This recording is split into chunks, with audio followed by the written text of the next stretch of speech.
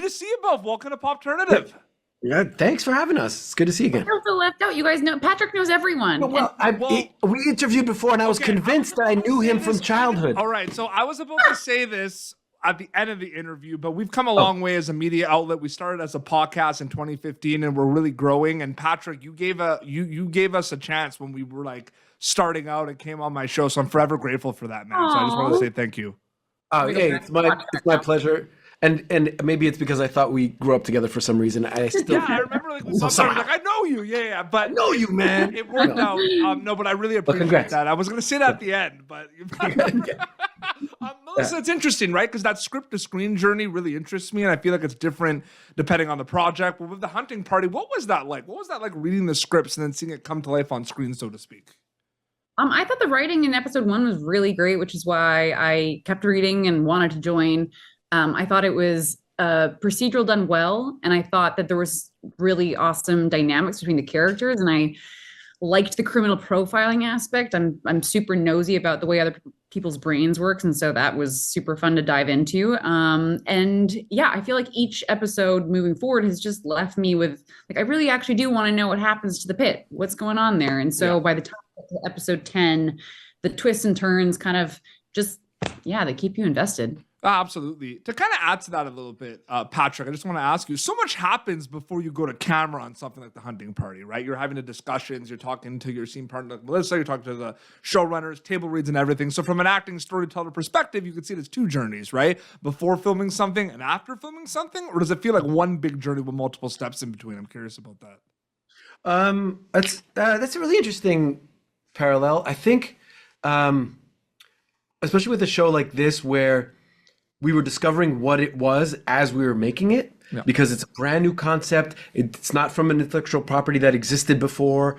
It's all new territory with a brand new company. Like, I've never worked with any of these fine folks before.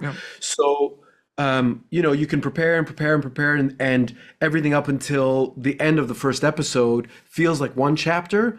And then when you start to get a little bit of feedback, and now we're all starting to find our feet and know how we fit in together and how this world is shaping around us, it begins to evolve a little bit for sure. Absolutely. Because so much happens, like a lot can change before you actually go to camera and film. So that's why I always ask that. And that's my filmmaker hat, always bringing that up. But I want to ask you both this, and I'll start with Melissa.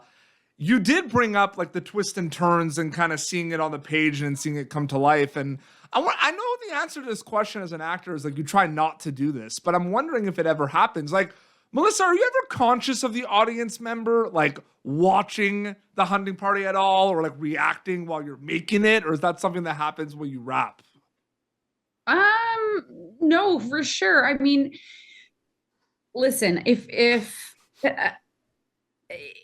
Beck's hunting these killers, like there's a part in my brain that's like, burn it all to the ground, they're bad people, but no one wants to watch like a very angry lead actress just shoot people, obviously. So going into the episodes, finding the moments of like getting the audience to kind of care about the killer for a moment, or getting the audience to like feel it helps with the twists and turns. You kind of have to go along with what the script's doing, and finding the ways to like mislead them in your performance and then bring them back this way. And so, yeah, of course you kind of have to think about it, whether you do it properly or not. Who knows? Well, no, I would just, because Patrick, I don't know if you can chime in here, but I was just because like I feel like that question's literally 50-50, because sometimes it's just like, no, I never think of the audience, I'm thinking of the craft, and I get that, right? But I feel like, if you read like an episode that's like crazy, and maybe you're having lunch, right? Maybe like you're thinking about like, well, how are people going to react to that? You know what I mean by that, Patrick? Like, it's interesting. Yeah, for sure. And that is part of the fun of it too, is reading the episode for the first time. You are kind of reading it from the outside. And I think for sure that influences your interpretation of a moment or of a scene. And you remember, you kind of hold on to that. This is what the urgency was. This is what I couldn't wait to, like, I wanted to skip ahead 2 pages to find out what happens. Yeah. I mean, you try to honor the moment because you're also not the filmmaker, nor the editor or the director or the DP. And so you do try to focus on your lane to allow everybody else to do their job. But I think it informs your perspective on the story for sure. 100%. Melissa, I'm just wondering, because it's all storytelling at the end of the day, and you have an amazing, incredible body of work, and you're so good at a lot of amazing things that I see over the years. And I'm wondering, like, you know, how separate are past projects compared to something like this? Like, do you bring kind of mindsets, preparation from something like Manifest to the hunting party, or are they completely separate once you wrap them specifically? I mean, they're all aspects of me. Like, so it's I don't you. think Yeah, it's Melissa. Right. Yeah, absolutely. Yeah. And so like all in all, you have to draw from what you have in your body. But I think it's also the environment of the actual scripts. Manifest with a sci-fi. We're on an airplane, we're hearing voices.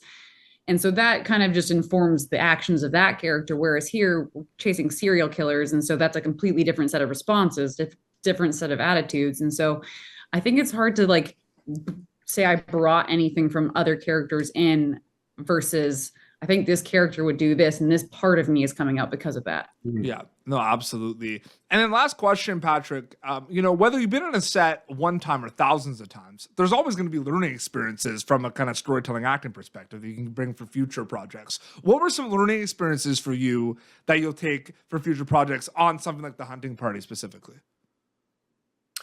I've been on hundreds of different sets in hundreds of different situations and roles. But this was one of the first times I felt like I was there every day.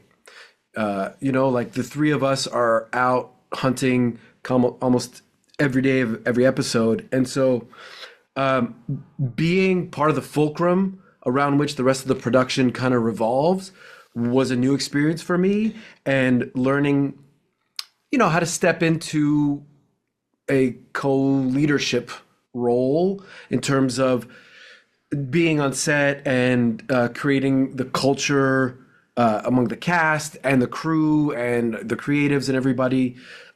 So, I mean, it's a little bit meta-theatrical, but outside of just the role of saying the words and hitting the marks, being there every day, there's a responsibility for creating the culture of the production. Yeah. And that was kind of a new experience for me. Absolutely. And both of you and the whole cast are so good in this show, and I can't wait for people to tune in on NBC for The Hunting Party. It was an honor and privilege to speak with both of you. Thank you so much for your time. Really appreciate it.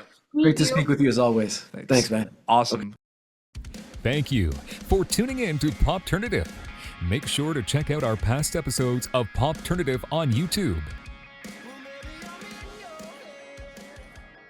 This has been an Autograph Communications production.